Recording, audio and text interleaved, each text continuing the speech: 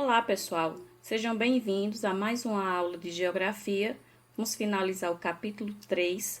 Nós já falamos anteriormente sobre o capitalismo, sobre as fases do capitalismo e agora vamos compreender um pouco sobre o socialismo.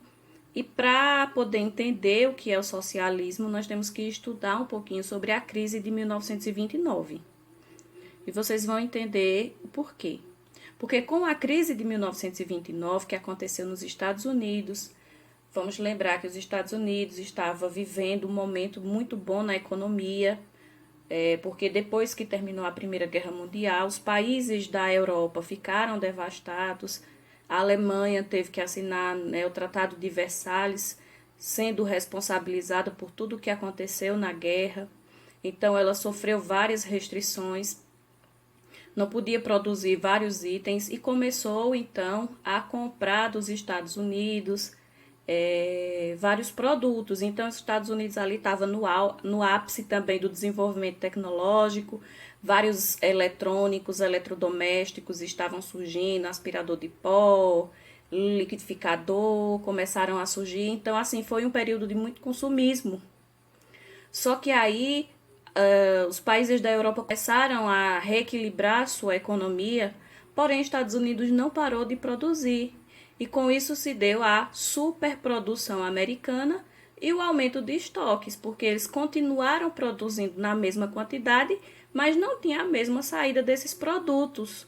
Com isso, esses produtos foram perdendo o valor.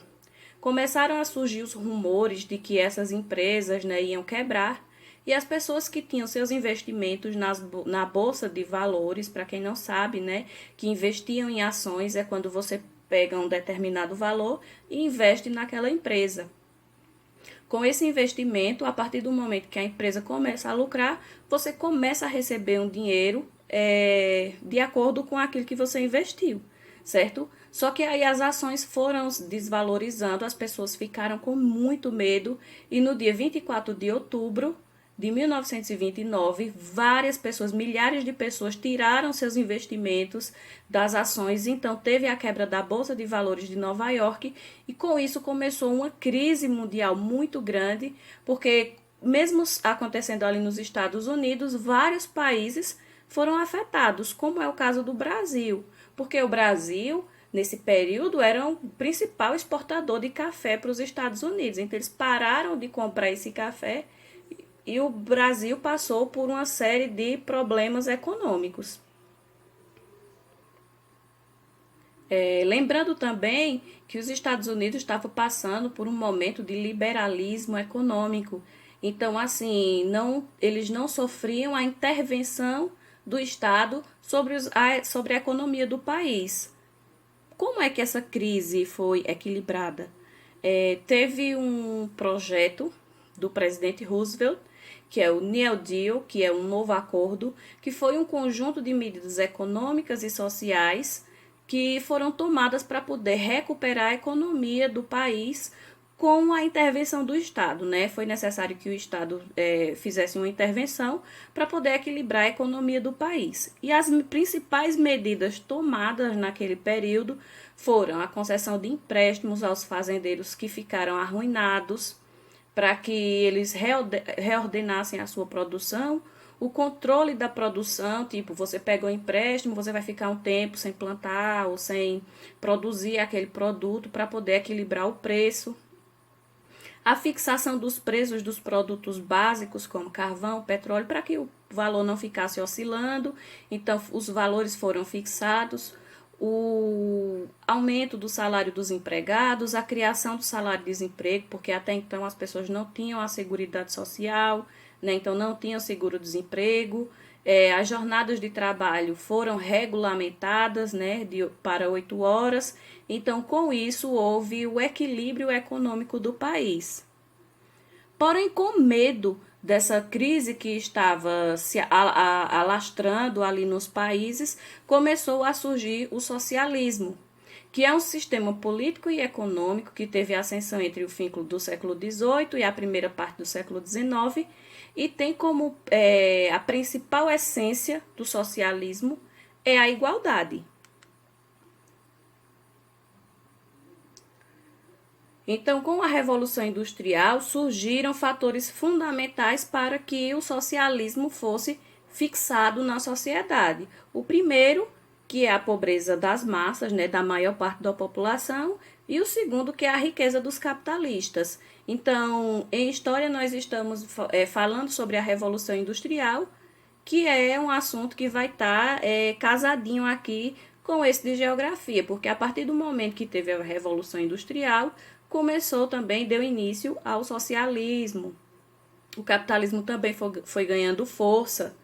Então, com a exploração dos operários por parte dos patrões, começaram, né, a surgir novas teorias socioeconômicas que contestavam o sistema capitalista, que foi um conjunto de teorias socioeconômicas que fixou ali como socialismo, que é, na verdade, um conjunto de doutrinas que vai estar defendendo a igualdade social.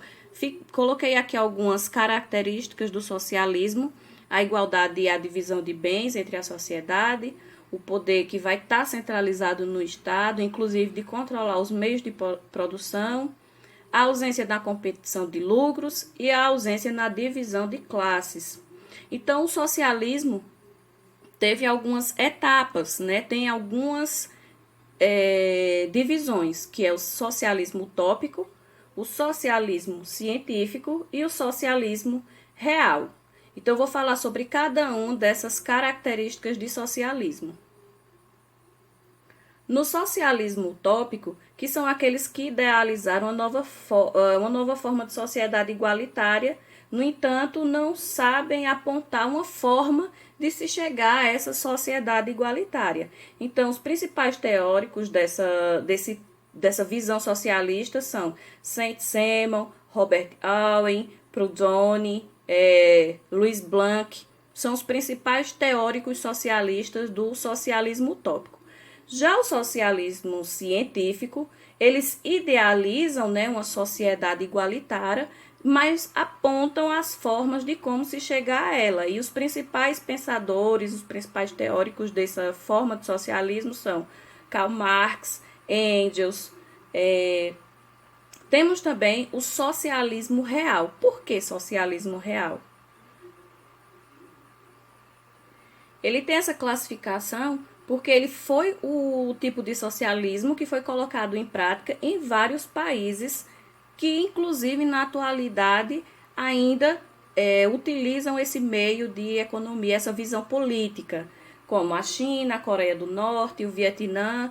Tem outros países também que eu não vou mencionar agora porque vai fazer parte da nossa atividade e eu quero que vocês pesquisem.